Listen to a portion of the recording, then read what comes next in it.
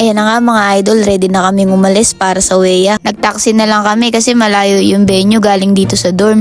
Ako si Lai, gusto maging isang certified patatas. Andito na nga pala kami at ayan yung venue ng Weya namin guys. At ayan naman pag nasa loob. Ayan nga guys, ilang minuto lang at nag-start na kami. Year-end party nga pala guys yung meaning ng Weya. Year-end pero February na. Pero bago ko ipaliwanag, ito nga pala yung mga pagkain namin. Isa-isa na rin sinaserve habang merong nagpe-perform sa stage.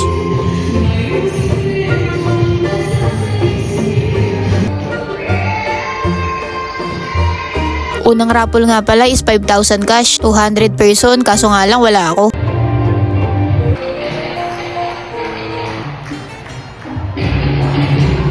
Tuloy-tuloy din yung performance at saka yung pagsaserve ng mga pagkain. February kasi yung Chinese New Year ngayon, kaya ngayon sila nagse-celebrate ng year-end. And ayan nga guys, after ng isang performance, 20 person ang binubunot nila sa raffle para sa 10,000 NTD. And ayan lang ata yung nagustuhan kong pagkain.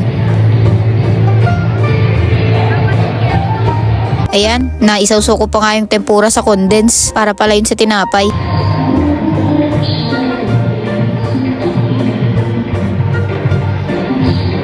And ayan, dumating na nga yung isa sa kinakatakutan ko. De charot lang, kami na pala yung susunod na magpe-perform pagkatapos nila.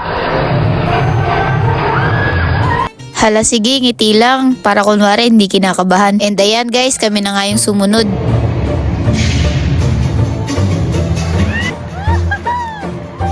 Upload ko na lang yung full video namin guys. After nga namin mag-perform, sumunod naman yung grupo nila Ate Jen. Last year nga pala kami yung magkakagroup. Kaso nga lang nalipat ako ng huko kaya napalayo sa kanila. Pero okay lang, siguro kung kasama ako sa kanila, ako yung Buddha sa gitna.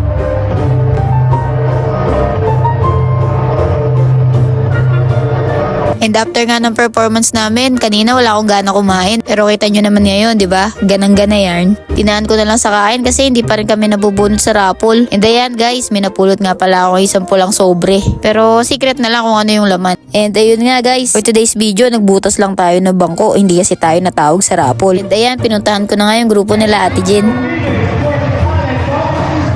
And in-announce na nila kung sino yung nanalo sa competition. Congratulations nga pala sa mga nanalo. So yun lang mga patatas, hindi tayo pinalad ngayon sa raffle. Pero at least nakakuha pa rin tayo ng experience, di ba? Thank you Lord pa rin. So yun lang, bye-bye.